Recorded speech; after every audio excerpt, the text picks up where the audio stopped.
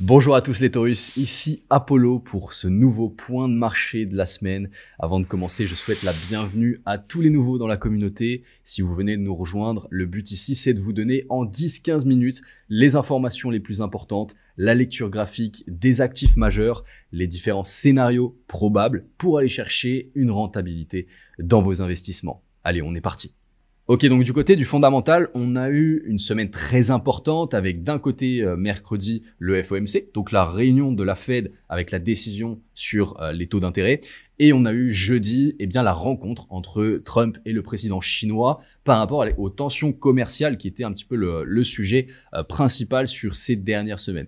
Donc du côté du FOMC, on a eu une baisse effective de 25 points de base des taux d'intérêt de la Fed, donc c'est positif pour les marchés puisque ça signifie plus de liquidité qui va arriver sur les marchés, mais on n'a pas vraiment eu de réaction assez significative sur le court terme puisque c'était déjà pricé à plus de 99% de probabilité. Donc les investisseurs s'attendaient à cette baisse des taux d'intérêt. Ce qui a joué, c'était surtout le discours de Powell lors de la conférence de presse juste après la publication du chiffre. Donc il y a deux éléments qui sont sortis durant ce discours. Premièrement, c'est l'arrêt du quantitative tightening au 1er décembre. Donc qu'est-ce que le quantitative tightening? C'est l'inverse du quantitative easing. Vous savez, sur le Covid, on a eu la Fed qui a baissé ses taux d'intérêt et qui a relancé un cycle de quantitative easing, donc d'achat d'actifs pour relancer et soutenir l'économie. Et par la suite, pour contrer le retour de bâton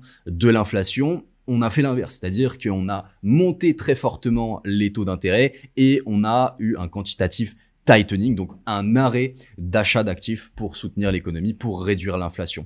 Donc le fait d'arrêter le quantitative tightening, ça permet encore une fois de soutenir l'économie, de soutenir les marchés avec plus de liquidité qui va arriver sur les marchés. Je vous donne une image. L'économie, c'est comme une baignoire. Le quantitative easing et la baisse des taux d'intérêt, c'est ouvrir le robinet pour permettre à l'eau de rentrer dans la baignoire. Le quantitative tightening, c'est le fait d'ouvrir le bouchon de la baignoire, c'est-à-dire on a des liquidités qui sortent de l'économie. Donc le fait d'arrêter le quantitative tightening, c'est le fait de remettre le bouchon de la baignoire, c'est-à-dire qu'on arrête de faire sortir des liquidités de l'économie. Donc c'est notamment positif pour les marchés risqués, donc les marchés actions, marchés crypto, etc. Et le deuxième élément qui est ressorti durant ce discours, c'est un ton relativement froid, relativement hawkish par rapport à décembre. Donc on a réduit les probabilités de baisser les taux sur décembre avec Jérôme Powell qui disait que la baisse des taux n'était pas du tout certaine sur ce mois de décembre. Donc on avait une probabilité de 94% de baisser les taux qui est redescendue à 63%. Donc ça a joué encore une fois sur la perception, sur les attentes des investisseurs par rapport à la politique monétaire des prochains mois. Donc on a eu un retracement court terme sur les marchés. Le dollar a repris en valeur légèrement. Mais ça, faut se dire que ça permet d'assainir le marché parce que les attentes avec ces 94% de probabilité, elles étaient trop élevées. Ok, donc ça permet de réduire ces probabilités et d'ensuite, si on a un événement, une publication ou des propos qui sont à l'inverse dovish, en faveur d'une baisse des taux d'intérêt sur décembre, on va pouvoir relancer ces attentes, relancer ce pricing, augmenter les probabilités à nouveau de baisser les taux. Donc oui, c'est négatif à court terme, on peut voir ça comme ça, mais sur du moyen terme, c'est plutôt positif pour les marchés. Au niveau des tensions commerciales entre les US et la Chine, on a un accord commercial d'1 an qui a été conclu, un accord renouvelable. Donc c'est pas une résolution, mais c'est clairement un apaisement des tensions et donc on a des incertitudes réduites par rapport aux tensions entre les deux grandes puissances et ça permet de relancer du risque. Donc encore une fois, positif pour les marchés. On a une reprise des achats de soja américains par la Chine, donc c'est positif pour les entreprises agricoles aux US. Et on a également, et pas des moindres, une suspension des limites à l'exportation des terres rares. Ça, c'est vraiment positif pour les valeurs tech notamment. Allez, on passe sur les graphes. Donc du côté de Bitcoin, on a un BTC qui consolide depuis maintenant 3 semaines sur son niveau de support. Vous voyez qu'on latéralise donc sur cette zone d'order block. Ça fait des mois qu'on en parle. On a le respect de cette zone d'order block par les corps des bougies, vous voyez ici. Et également, on a un rejet, 1, 2, 3, 4 rejets depuis 4 semaines sur la trendline cyclique. Donc le niveau de support dynamique qui retient très bien le prix pour le moment. On a cette semaine, si on vient clôturer comme ça, donc après avoir pris le point bas de la semaine précédente, on clôture encore une fois au-dessus de cette zone grise qui correspond à notre order block. C'est très bullish. Donc le scénario central, c'est celui d'une reprise haussière pour repartir sur des nouveaux plus hauts, sur des nouveaux ATH. On a également eu donc la clôture mensuelle sur ce mois d'octobre. Encore une fois, un sweep and close. Donc c'est-à-dire qu'on vient sweep la liquidité avec la mèche sous les points bas des mois précédents, du mois d'août et du mois de septembre, et on vient clôturer à nouveau, à l'intérieur du range, on réintègre au-dessus pour pouvoir potentiellement repartir sur des plus hauts. Donc vous voyez, notamment, c'est ce qu'on a fait à ce niveau-ci. On vient chercher la liquidité sous le point bas du mois précédent, on réintègre au-dessus de ce niveau, on vient clôturer à l'intérieur et on repart sur des plus hauts sur les semaines et les mois qui suivent. Donc là, on est vraiment dans cette optique-ci, ok? Maintenant, il y a toujours un scénario où on viendrait, on en parlait sur ces dernières semaines également de ce scénario, c'est une possibilité de revenir à l'intérieur, plus profondément à l'intérieur de cette structure, revenir dans la zone OTE pour venir rebondir sur cette zone ici de fair value gap, ok? Potentiellement sur les 0,618 du Fibonacci, ou à minima en dessous des 50%, donc la zone discount, pour pouvoir ensuite prendre un appui sur cette zone et repartir sur des plus hauts. Pour moi, le scénario central, c'est celui-ci. Mais il faut garder en tête celui-ci, qui ne remettrait pas du tout en cause la tendance haussière. Ok, ça faut vraiment le capter. On a une structure qui est entre ce point bas et ce point haut. Donc, un retracement ici qui serait de l'ordre de moins 30% environ pour revenir sur cette zone, c'est un retracement qui serait du même ordre de grandeur que les retracements précédents. On avait ici moins 33%, on avait ici également moins 32%. Vous voyez, donc on est vraiment dans les mêmes ordres de grandeur et ça permettrait de revenir chercher cette zone de déséquilibre pour pouvoir repartir plus sainement par la suite sur des plus hauts. Également, on aurait cette prise de liquidité au niveau du point bas intermédiaire, ce qui rajoute encore des confluences. Si tu veux aller plus loin gratuitement avec nous, rejoins notre canal Telegram. C'est là où l'on partage tous les jours de la valeur concrète, des conseils pratiques, des actualités de marché, des stratégies d'investissement, les différentes opportunités qu'on surveille actuellement et bien plus encore. Quel que soit ton profil ou ta situation, tu trouveras forcément de la valeur qui va t'être très utile pour gagner du temps dans ton processus d'enrichissement. C'est totalement gratuit et le lien est en description. Du côté d'Ethereum, c'est vraiment la même chose. On a ces deux scénarios avec le scénario central qui est une reprise haussière à partir des prix actuels, donc en s'extrayant de ce petit drapeau. Vous voyez ici, on a un espèce de bull flag. Donc c'est un pattern de continuation de tendance haussière, ce qu'on appelle un pattern de réaccumulation. On vient chercher successivement la liquidité sur les plus bas des dernières semaines. On réagit très bien à cette zone d'order block, notamment au niveau des 50%. Et on a de fortes probabilités de venir casser ce drapeau pour repartir sur des ATH. Et on a également ce deuxième scénario qui serait également bullish. Ok, simplement, ça pourrait prendre plus de temps et on pourrait avoir un mouvement violent à la baisse, ce qu'on appelle un mouvement de manipulation, pour revenir sur les zones de support un petit peu plus profondément à l'intérieur de la structure pour ensuite repartir. Donc, si on vient à casser cette zone au niveau des 3500 $, là, il faudra s'attendre à avoir un Ethereum de retour dans sa zone discount, notamment sur le niveau ici des 2900, 3000 $. Ok, maintenant au niveau des altcoins, donc du market cap hors top 10, j'ai nettoyé mon graphique pour vous donner une vision qui, je pense, va mettre les choses en perspective pour beaucoup d'entre vous.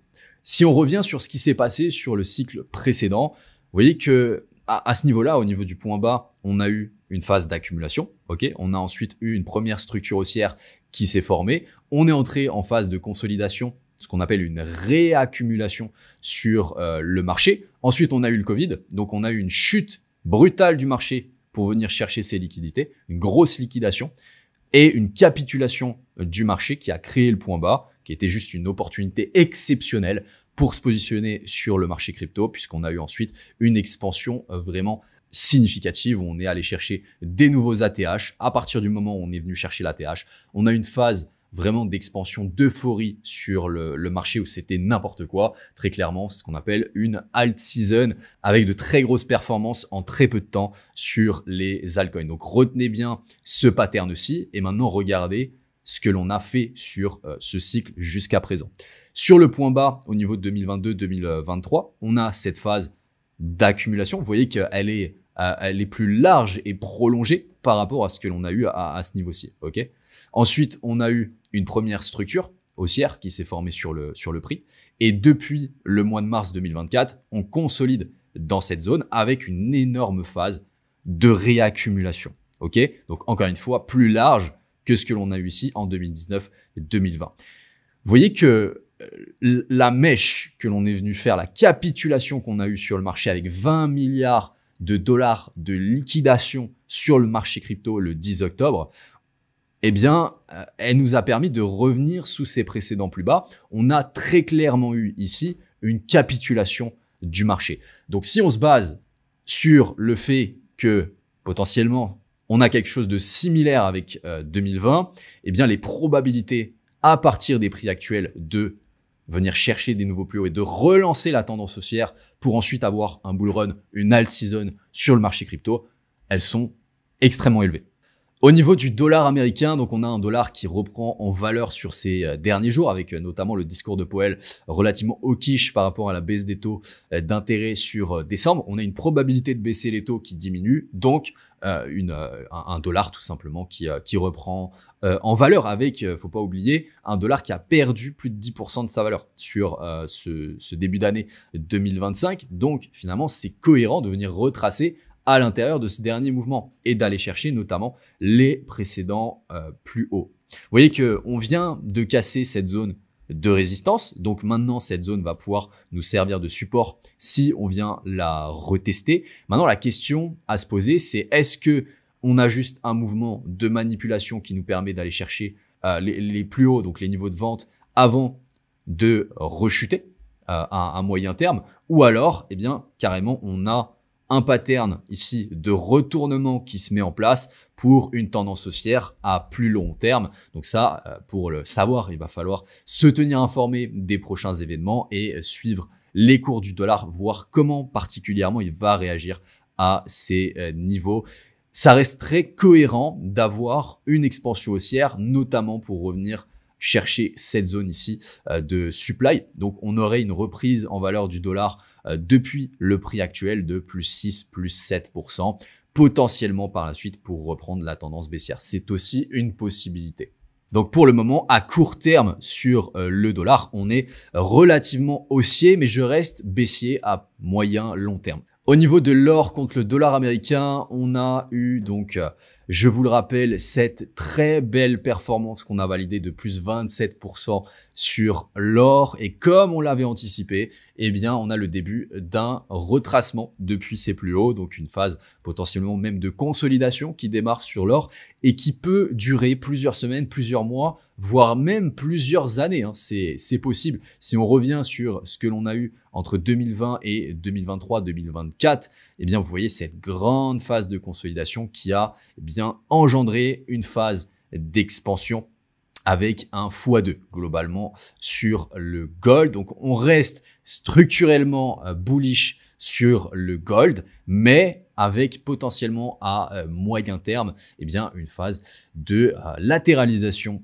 du cours pour assainir le cours après cette très belle performance pour ensuite repartir sur des plus hauts. Donc, il va falloir suivre ça de près. Évidemment, le cours de l'or, vous le savez, est lié eh bien, à la géopolitique, à l'incertitude. C'est une valeur refuge. Hein. Donc, plus on va avoir d'incertitude du côté commercial, du côté géopolitique, du côté politique sur les marchés, plus l'or, les métaux précieux de manière générale, vont pouvoir en profiter.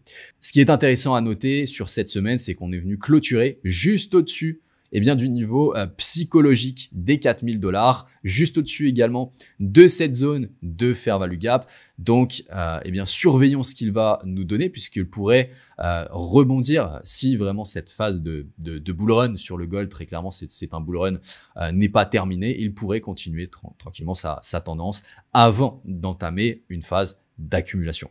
Et pour terminer du côté des marchés boursiers américains, donc je vous le rappelle, on a depuis la chute du mois d'avril avec les tarifs douaniers de Donald Trump, on a fait ce V-bottom, ce rebond sur le marché, et on a une tendance haussière avec des marchés américains très bien orientés sur des plus hauts. On n'a pas vraiment eu de retracement depuis, assez sain, proportionnel on va dire à la structure, comme ce que l'on a eu par exemple sur 2023, 2024 et également sur ce début d'année 2025. Et on a finalement un S&P 500 qui est sur ses ATH.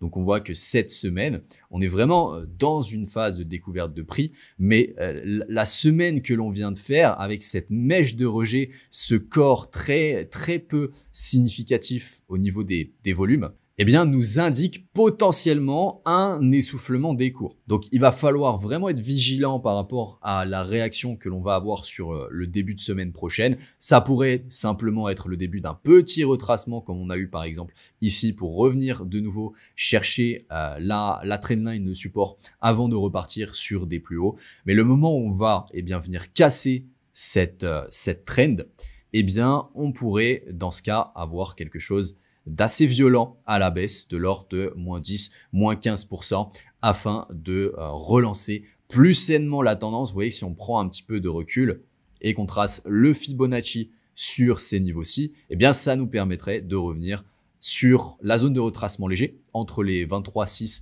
et les 38,2 du Fibonacci, de revenir retester la zone de l'ancienne ATH, de venir chercher ces zones de liquidité, pour venir nettoyer le marché pour ensuite repartir tranquillement à la hausse. Encore une fois, au plus on va continuer comme ça sur des plus hauts sans retracer, évidemment, plus vous tirez sur un élastique, plus il va partir loin si vous le lâchez. Donc évidemment, là, c'est la même chose. On pourrait avoir un mouvement de ce type-ci, c'est-à-dire revenir vraiment sur les précédents plus bas, non pas avoir un retracement de l'ordre de -10%, mais plutôt de l'ordre de -30% dans ces eaux-là en fonction finalement de l'ATH que l'on va faire sur ce cycle. Donc pour le moment, on n'y est pas, mais donc le scénario central est vraiment plutôt tourné vers une continuation haussière. Il faut vraiment garder en tête le potentiel retracement qu'il y aura derrière. Les Taurus, c'est la fin de cet épisode. Laissez un like à la vidéo si elle vous a aidé. Abonnez-vous à la chaîne si ce n'est pas déjà le cas pour suivre l'aventure avec nous et ne rien manquer des prochains épisodes. Sur ce, je vous souhaite un très bon dimanche. Je vous dis à très vite. C'était Apollo. Ciao, ciao.